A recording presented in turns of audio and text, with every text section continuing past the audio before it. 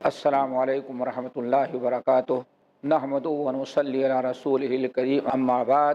محترم ناظرین، آپ حضرات کی خدمت میں اپنا موضوع سخن تمہید جو چل رہی تھی، وہ سلسلہ چل رہا تھا۔ اس سلسلے میں بات یہاں تک پہنچی تھی کہ جو حدیث میں نے طویل پڑھی ہے، اس حدیث کے راوی ابو ہریرہ رضی اللہ تعالی عنہ ہیں۔ ان کے کچھ حالات اور ان کے کچھ سوانح اور ان کی کچھ خصوصیات آپ حضرات کے سامنے میں پیش کر رہا تھا۔ ان میں سے کچھ باتیں رہ گئی ہیں، ہم چاہتے ہیں کہ ناظرین کے سامنے وہ بھی آ جائے اور ابو ہریرہ رضی اللہ تعالیٰ عنہ کا مقام و مرتبہ بھی اور واضح ہو کر کے ہم سب لوگوں کے سامنے آ جائے۔ ان کی بڑی خصوصیات میں سے ایک خصوصیت یہ ہے کہ انہوں نے درس حدیث کا سلسلہ مسجد نبوی میں مدینہ طیبہ میں ایک عرصے دراز تک رکھا۔ یہ بڑی خصوصیت تو یہ تھی کہ انہوں نے علم حدیث حاصل کرنے کے لیے بڑی قربانیاں دی، جیسے آپ لوگوں نے سنا، اور حاصل کر لینے کے بعد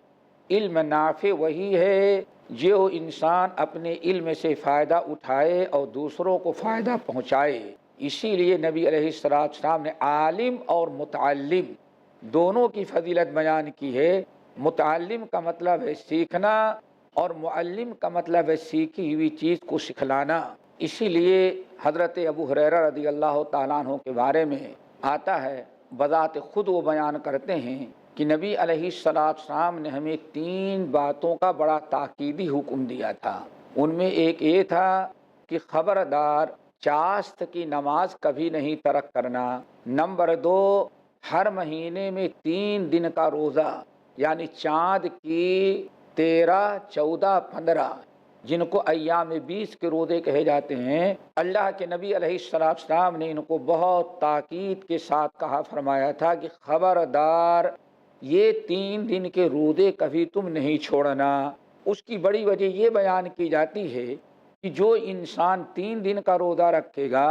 اس کو پورے مہینے بھر کا روزہ رکھنے کا ثواب ملے گا۔ تو نبی علیہ السلام ان کی تربیت بھی کرتے تھے کہ دیکھو تم نے علم حاصل کیا، طالب علم بنے، معلم اور متعلم بنے، لیکن اس کے ساتھ ساتھ عبادت کی بھی کوشش کرنا، چاشت کی نماز نہیں چھوڑنا اور ہر مہینے میں 3 دن کا روزہ ترک نہیں کرنا۔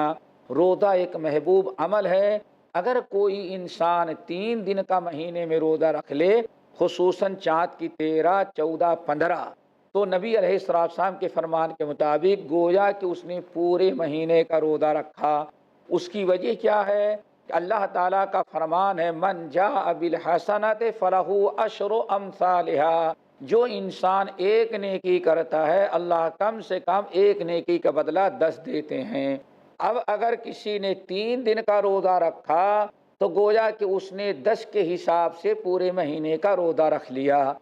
تیسری چیز جس کا بہت تاکید کے ساتھ نبی علیہ السلام نے حکم دیا تھا کہ اے ابو ہریرہ خبردار، جب تک رات میں وتر کی نماز نہیں پڑھ لینا تب تک تم سونا نہیں۔ اب یہاں بڑی عجیب سے بات ہے، نبی علیہ السلام فرماتے ہیں کہ اور حدیثوں کے اندر آتا ہے سب سے آخری نماز وتر ہو اور رات کے آخری حصے کی نماز سب سے زیادہ اللہ تعالیٰ کو محبوب پسندیدہ ہے۔ اور ابو ہریرہ رضی اللہ تعالیٰ عنہ کو آپ تاکید کرتے تھے کہ خبردار اس وقت تک نہیں سونا جب تک کہ وتر کی نماز نہیں پڑھ لینا۔ اس کی وجہ یہ بیان کی جاتی ہے کہ نبی علیہ السلام نے اپنے آنکھوں سے دیکھا،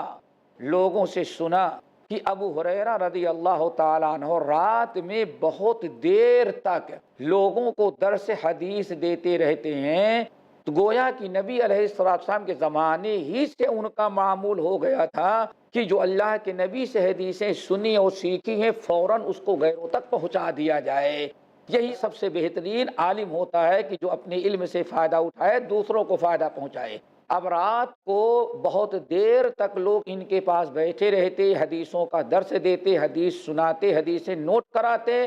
اب نبی علیہ السلام نے دیکھا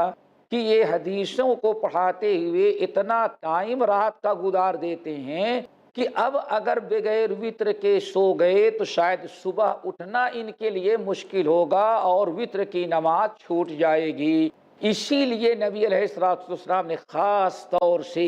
ان کے تعلیم و تعلم اور درس تدریس اور حدیث بیان کرنے اور املاء حدیث کی وجہ سے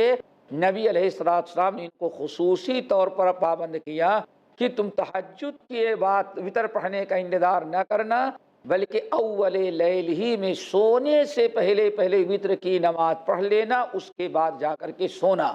اور نبی علیہ السلام کے انتقال کے بعد بھی الحمدللہ انہوں نے درس حدیث کا سلسلہ جو نبی علیہ السلام کی احادیث اور سنن انہوں نے سیکھی غیروں تک پہنچانے کا سلسلہ برابر نبی علیہ السلام کی بات بھی جاری رکھا۔ اسی لیے بڑا مشہور واقعہ ہے، امام طبرانی رحمۃ اللہ علیہ نقل کرتے ہیں کہ ایک مرتبہ حضرت ابو ہریرہ رضی اللہ تعالی عنہ مسجد سے نکلے، نبی علیہ السلام نے اپنا درس بند کر دیا، حضرت ابو ہریرہ رضی اللہ تعالی عنہ نے درس چھوڑ دیا اور یہ مغرب کے بعد مدینہ طیبہ کے بازار میں چلے گئے۔ مدینے میں عام طور پر بازاروں میں مغرب کے بعد بڑی بھیڑ بھاڑ ہوتی ہے، خوب بھیڑ بھاڑ تھی مدینے کے بازار میں، لوگ خرید و فروخت کر رہے ہیں، تجارت عروج پر ہے، بھیڑ بھاڑ ہے۔ انہوں نے ایک بازار میں جا کر کے اعلان کیا، اے بازار کے تاجروں، خرید و فروخت کرنے والوں، تم یہاں اپنے کاروبار میں لگے ہو اور وہاں تو نبی علیہ السلام کی میراث تقسیم ہو رہی ہے،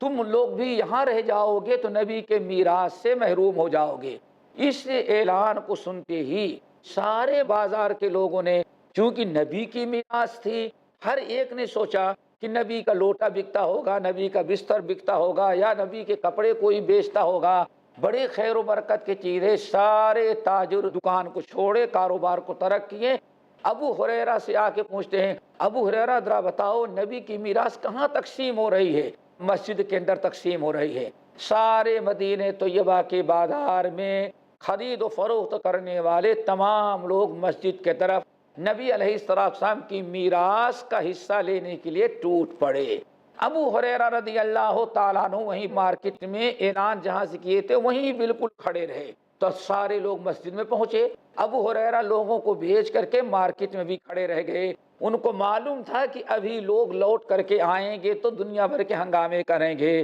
اسی لیے جواب دینے کے لیے، سمجھانے کے لیے وہیں کھڑے رہے۔ سارے لوگ مسجد نبوی میں آئے تو کہیں کوئی میراث تقسیم نہیں ہو رہی ہے، واپس گئے اور ابو ہریرہ رضی اللہ تعالیٰ عنہ کو پکڑا، کہا ابو ہریرہ تم نے ہمارا ٹائم برباد کیا، ہم کو میراث رسول تقسیم ہو رہی ہے کہہ کر کے مسجد میں بھیج دیا، اور وہاں جانے کے بعد ہم لوگوں نے دیکھا کہیں کوئی میراث رسول تقسیم نہیں ہو رہی ہے، ہم لوگوں نے تو وہاں کچھ نہیں دیکھا، کوئی دکان، کوئی تقسیم کرنے والا، بانٹنے والا نظر ہی نہیں ہے، تم کیسے جھوٹ بولے ہم کو وہاں تک بھیج دیے۔ ابو ہریرہ رضی اللہ تعالیٰ عنہ نے کہا، اللہ کے بندو تم مسجد میں داخل ہوئے، کہا کہ ہاں اندر تک جا کے ڈھونڈا، کہا مسجد میں کچھ دیکھا کچھ لوگوں کو، کہا کہ ہاں دیکھا، کہا کس کو دیکھا، کہا وہاں کلاسیں چل رہی ہیں، ایک طرف ایک حلقہ بنا ہوا ہے، وہاں فرائض کے مسائل بیان کر رہے ہیں کہ انسان کا انتقال ہو جائے تو اس کا مال کیسے تقسیم کیا جائے۔ دوسرے جگہ پہنچا،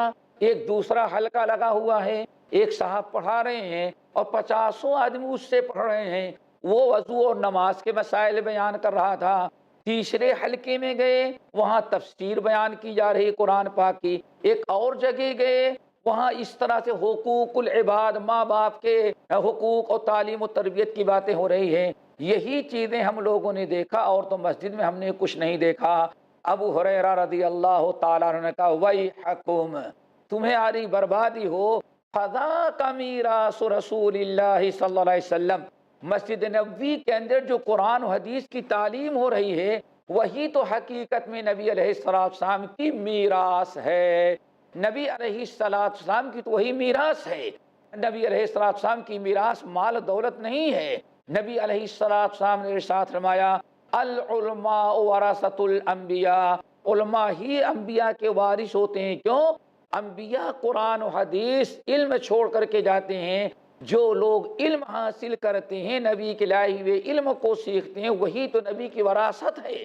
تو جو تقسیم کر رہے ہیں، جو پڑھا رہے ہیں، وہی نبی کی میراث تھی۔ تم لوگوں کا کام یہ تھا کہ تجارت اور کاروبار ہی نہ کرتے رہو، نبی کی میراث یعنی وہاں بیٹھ کر کے کسی حلقے میں شامل ہو اور تم بھی بیٹھ کر کے کچھ کتاب و سنت کی تعلیم لے لو، سیکھ لو، مسئلے مسائل سیکھ لو، علم حاصل کر لو، یہی نبی کی میراث ہے۔ اس سے اندازہ لگتا ہے ناظرین کہ حضرت ابو ہریرہ رضی اللہ تعالیٰ عنہ کو جو علم نبی علیہ السلام سے حاصل کیا تھا اس کو غیروں تک پہنچانے اور غیر بھی اس کو سیکھیں، اس کی کتنی فکر رہا کرتی تھی، بازار میں جا کر کے لوگوں کو دعوت دے رہے ہیں۔ اسی طرح سے ابو ہریرہ رضی اللہ تعالیٰ عنہ کے عظیم ترین خصوصیات میں سے ایک خصوصیت یہ بھی ہے کہ نبی علیہ السلام نے دعا ان کو دی ہے، اے اللہ یہ میرا صحابی ابو ہریرہ ہے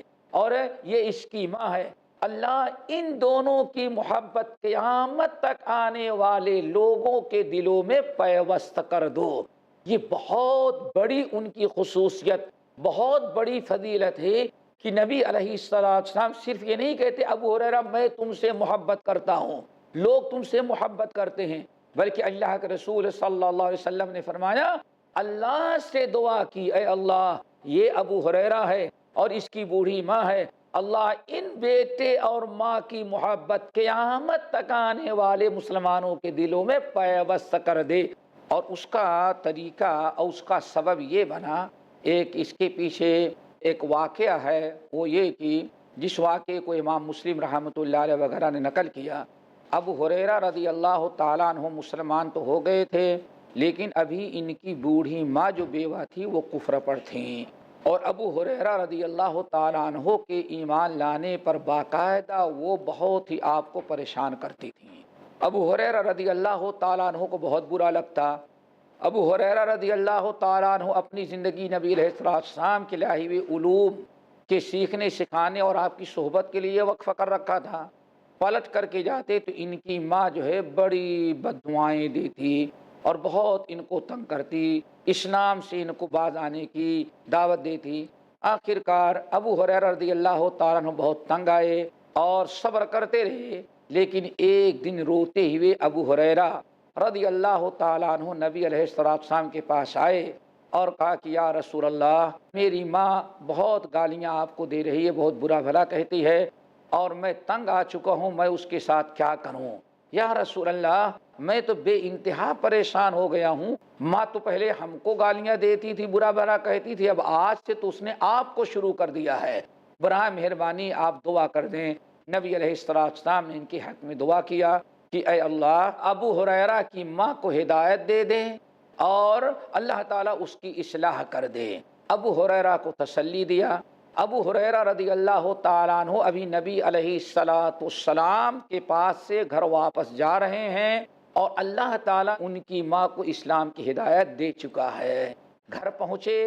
دروازہ کھٹکھٹایا تو ماں نہا رہی تھی، کفر سے بعد آئی تو کلمہ پڑھنے کے لیے وہ غسل کر رہی تھیں، اپنا کپڑا اتار چکی ہیں، حمام میں نہا رہی غسل خانے کے اندر۔ انہوں نے دروازہ پیٹا تو انہوں نے زور سے آواز لگائی بیٹے ابو ہریرہ تھوڑا سا صبر کرو۔ کہتے ہیں کہ مجھے نہیں پتا کہ ہماری ماں کیوں صبر کرنے کی تلقین کر رہی ہے، ہمیشہ تو برابر دروازہ کھول دیتی ہے، آج کہتی صبر کرو۔ کہتے ہیں ہم نے کان لگایا تو پانی کے گرنے کی آواز آئی، اندازہ یہ لگا کہ جیسے نہانے کے وقت آدمی پانی بدن پر ڈالتا ہے تو زمین پر گرتا ہے، ایسے ہی میری ماں کے نہانے کی پانی کی آواز آئی۔ مجھے اطمینان ہو گیا کہ ماں اس وقت غسل خانے میں ہے، نہا رہی ہے، اسی لیے صبر کرنے کا حکم دی ہے۔ کہتے ہیں کہ میں کچھ دیر تک کھڑا رہا، میری ماں نہائی، کپڑا بدلی اور اطمینان کے ساتھ دروازہ کھولی تو کہتی بیٹے مجھے کلمہ پڑھاؤ، میں مسلمان ہو گئی ہوں۔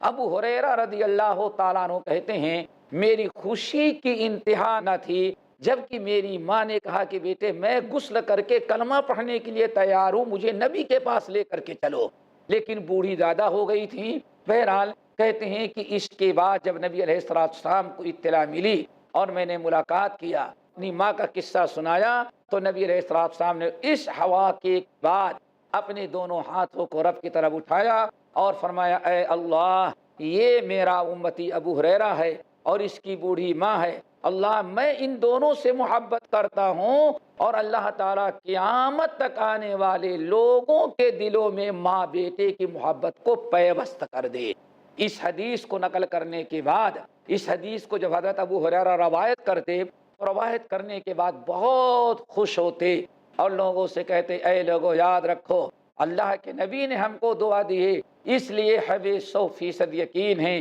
کہ آج میں زندہ ہوں تو آج بھی مجھ سے سارے دنیا کے لوگ محبت کر رہے ہیں، اور کل میں اگر مر بھی گیا تو چونکہ نبی نے دعا دی ہے اس لیے قیامت تک لوگ ہم سے محبت کرتے رہیں گے، ہم سے بھی محبت کریں گے اور ہماری ماں سے بھی دنیا کے لوگ محبت کریں گے۔ اور نبی علیہ السلام کی دعا تھی، دنیا میں اللہ کے رسول کی دعا قبول اللہ نے کیا، اور اس وقت سے لے کر کے آج تک ایک دو نہیں لاکھوں اربوں خربوں کی تعداد موجود رہے، ہر زمانے میں ہر لمحہ لاکھوں اربوں کروڑوں خربوں کی تعداد میں جو ابو ہریرہ اور ان کی ماں سے محبت کرنے والے اور ابو ہریرہ رضی اللہ تعالیٰ عنہ کا نام لینے والے، ذرا غور کرو ناظرین کہ ایک انسان جب بھی ابو ہریرہ رضی اللہ تعالیٰ عنہ کا نام لیتا ہے صرف ابو ہریرہ نہیں کہتا بلکہ کہتا ہے ابو ہریرہ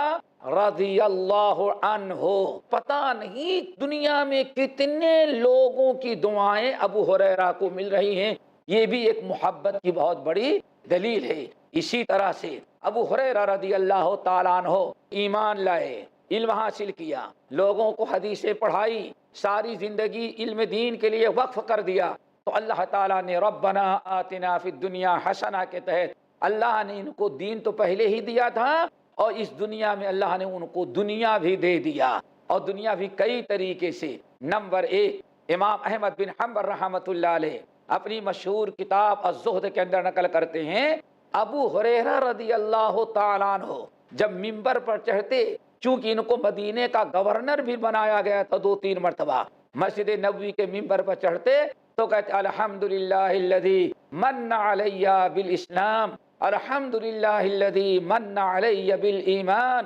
الحمدللہ الذی من علی بالطاعت۔ اس قسم کے ان الفاظ میں اللہ تعالیٰ کا شکر ادا کرتے۔ کیا مطلب ہے؟ اے اللہ ہم ساری تعریفیں اپنے رب کی کرتے ہیں جس نے ہم پر احسان کر کے اسلام سے نوازا، ہم ساری تعریفیں اپنے رب کی کرتے ہیں جس نے ہمیں ایمان سے نوازا، ہم ساری تعریفیں اپنی رب کی کرتے ہیں جس نے ہمیں اطاعت و فرما برداری کی توفیق دی، اور ساری تعریفیں ہم کرتے ہیں کہ بوران فلاں نامی جو بوران نامی عورت ہے اللہ نے اس سے میری شادی کرا دی۔ اللہ اکبر۔ یہ 3-4 باتوں کا تذکرہ منبر پر کرتے اور کہتے یہ ہم سب اس پر اللہ تعالیٰ کا شکر ادا کرتے ہیں۔ پھر لوگوں نے پوچھا دنیا میں سارے لوگوں کی شادی اللہ نے کرا دیا ہے، لیکن تم اپنی بیوی پر ساری تعریفیں اللہ کی ہیں کہ اس عورت سے ہماری شادی کرا دی، کیوں اس پر اللہ تعالیٰ کا اتنا شکر؟ سبھی کو اللہ نے شادی کرا دی ہے؟ تو کہتے نہیں،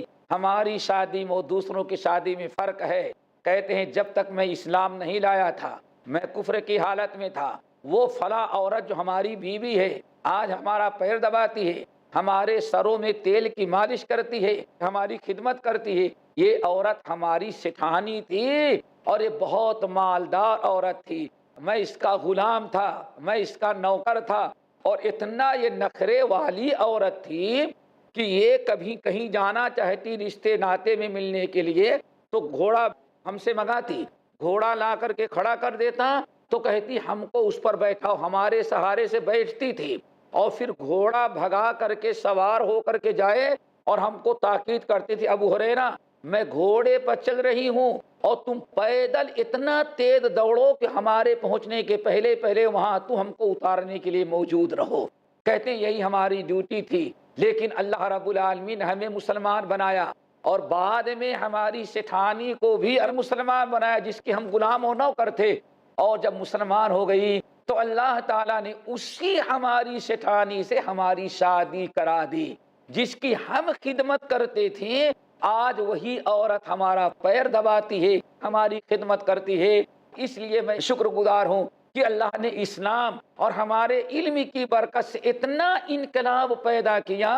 کہ میں غلام تھا، میں آقا بن گیا، اور میری بیوی جو تھی اربابنی تھی وہ ہماری بادی بن گئی، وہ ہماری بادشاہ تھی، آج ہم اس کے بادشاہ سر کے تاج، اور وہ ہماری بیوی بن کر کے ہماری خادمہ اور ہمارے گھر کی خدمت گزاری میں لگی رہتی ہے۔ یہ بہت ساری خصوصیات ابو ہریرہ رضی اللہ تعالیٰ عنہ کہ اللہ تعالیٰ نے رکھی ہے، اور انہی خصوصیات میں سے ایک خصوصیت یہ بھی ہے، اور یاد رکھنا چاہیے کہ جو انسان اخلاص کے ساتھ اللہ تعالیٰ کی رضا کے لیے نبی کے بھیجے ہوئے اسلام کو سیکھتا ہے، نبی کی سنت کو زندہ کرتا ہے، عالم بنتا ہے، نبی کی سنت سیکھتا ہے اور سکھاتا ہے، اور اپنی زندگی وقف کر دیتا ہے، اللہ تعالیٰ اس کو دنیا کی مال و دولت سے بھی نوازتے ہیں۔ مدینہ طیبہ کے اندر ساری زندگی گزاری، اور ان کو اللہ تعالیٰ نے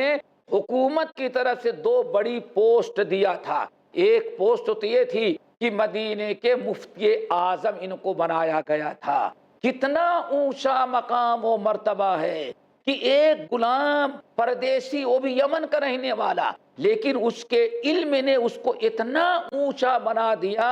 کہ ہزاروں انصار اور مہاجرین پر یہ حاکم اور مفتی بن کر کے بیٹھے ہوئے ہیں، اور انہی کا فتویٰ چلتا اور یہی سارے لوگوں کو فیصلہ دیتے۔ پھر اس کے بعد دوسری چیز ہم نے کہا، مدینے کا گورنر اور حاکم بھی ایک عرصے تک ان کو بنایا گیا، اور ان کے لیے بہت ساری سہولتیں امت میں خلیفہ وقت نے دیا، اللہ رب العالمین نے دنیا میں ان کو دیا اور آخرت بھی نوازی۔ اور قوت حافظہ کا معاملہ یہ تھا کہ مروان جیسا بادشاہ مدینہ طیبہ میں جب اس کی گورنری تھی تو باقاعدہ ابو ہریرہ رضی اللہ تعالیٰ عنہ کو بلاتا تھا، اور گورنر ہاؤس میں ان کے درس حدیث کا سلسلہ شروع ہوتا تھا۔ اور اگر کہیں کوئی مسئلہ ایسا پھنس جائے کہ جو وہاں کے بیٹھنے والے لوگوں میں وہ مسئلہ حل نہ ہو سکیں، امہات المومنین کی طرف جانے کی ضرورت پڑے، تو مروان بن حکم جب بھی گورنر ہاؤس میں کوئی مسئلہ آتا اور مسئلہ حل نہ ہوتا تو مروان بن حکم اپنا شاہی گھوڑا تیار کراتا، اور ابو ہریرہ رضی اللہ تعالیٰ عنہ کو شاہی گھوڑے پر بیٹھا کر کے اپنے گورنر ہاؤس سے مدینہ طیبہ امہات المومنین کے پاس بھیجتا تھا۔ ابو ہریرہ آتے اور ازواج مطہرات امہات المومنین سے مسئلہ حل کر کے دوبارہ واپس جاتے، اس جانے کے بعد وہ مسئلے کا حل ہوتا، تو بڑی عزت سے نوازا تھا۔ اور ان کی زندگی کا ایک بہت بڑا واقعہ کہیں، حادثہ یا عبرتناک قصہ کہیں، وہ یہ ہے کہ رمضان کے مہینے میں نبی علیہ السلام کے عہد مبارک میں صدقۃ الفطر مسجد نبوی میں لا کر کے جمع کر دیا گیا تھا، تاکہ سارے لوگ اکٹھا ہوں، عید کے کچھ پہلے وہ تقسیم کر دیا جائے۔ سارا مال، اتنے صدقے اور زکوٰۃ کے مال تھے، سب مسجد نبوی کے اندر لا کے اکٹھا کر دیا گیا۔ لیکن اس کی نگرانی کے لیے رات میں رسول اللہ صلی اللہ علیہ وسلم ابو ہریرہ رضی اللہ تعالیٰ عنہ کو مقرر کرتے ہیں۔ ابو ہریرہ رضی اللہ تعالیٰ عنہ کہتے ہیں، نہ میں رات کو نگرانی کر رہا تھا، لیکن ہمیں یہ احساس ہوا کہ کوئی چور چوری کر رہا ہے۔ میری نیند کھلی تو میں نے دیکھا ایک چور چوری کر رہا ہے اور سارا سامان اٹھا کر کے تھیلے میں باندھ رہا ہے۔ میں نے اس کو پکڑا، کہا ظالم تو چوری کرتا ہے، میں صبح نبی علیہ السلام کے سامنے پیش کروں گا، اور چور کی سزا ہاتھ کاٹ دینی تھی۔ بڑا رویا، گر گرایا، کہا میں ذو عیال کثیر، بہت سارے بال بچے ہیں، خرچہ نہیں پورا ہوتا، آخر غریبوں ہی کا ہے، ہم بھی سوچتے ہیں تھوڑا سے لے کے چلے جائیں۔ اتنا رویا، اتنی اپنی غربت بیان کیا کہ ابو ہریرہ رضی اللہ تعالیٰ عنہ کہتے ہیں میرا دل بھر آیا، رحم پیدا ہوا، میں نے کہا چھوڑ دیا جاؤ۔ اس طرح سے ایک رات گزر گئی۔ نماز فجر نبی علیہ السلام نے پڑھائی، اور پڑھانے کے بعد پوچھا ہاں تمہارے چور نے کیا کیا؟ ابو ہریرہ نے کہا یا رسول اللہ بہت رویا دھویا، ہم نے اس کو چھوڑ دیا۔ آج نے فرمایا دیکھو ہوشیار رہنا، آج پھر آئے گا، چونکہ اللہ کے رسول نے بیان کیا تھا آج چور پھر آئے گا۔ دوسرے دن پھر اللہ کے نبی اس سے پوچھا کیا کیا تمہارا چور؟ اللہ کے رسول بہت رویا، چھوڑ دیا۔ آج نے فرمایا یاد رکھنا وہ پھر آئے گا۔ تیسرے دن پھر آیا تو میں نے چور کو پکڑا، میں نے کہا آج اللہ کی قسم نہیں چھوڑوں گا، 3 دن تو نے دھوکہ دیا اور آج نہیں چھوڑوں گا۔ اس نے کہا کہ اچھا ایسا کرو، آج میں تمہیں ایک ایسی بات بتاتا ہوں کہ اگر تم عمل کر لو گے تو تمہارے ہاں کبھی چوری نہیں ہوگی۔ کہا کیا ہے؟ کہا کہ اگر سونے کے پہلے آیت الکرسی پڑھ لو گے تو تمہارے گھر میں چور نہیں آئے گا۔ بہرحال میں نے علم کے حدیث تھے ہی ابو ہریرہ، اب جب ایک نیا علم ملا سوچا کہ بڑا اچھا آدمی قرآن پاک کی آیت بتا رہا ہے، آیت الکرسی پڑھنے کی، اب پہرے داری بھی ختم ہو جائے گی۔ بہرحال چور کو چھوڑ دیا۔ تیسرے دن نماز فجر پڑھانے کے بعد اللہ رسول نے فرمایا ہاں ما فعل اسیرک، تیرا چور کیا کیا؟ اللہ رسول اس نے کہا کہ پکڑ تو لیا تھا اور چھوڑنا نہیں چاہتا تھا، میں نے کہا کہ ہاتھ کٹاؤں گا، آخر میں اس نے کہا کہ اگر میں ایک دعا بتا دوں، اگر وہ دعا پڑھ لو گے تو کبھی تمہارے قریب چور نہیں آ سکتا۔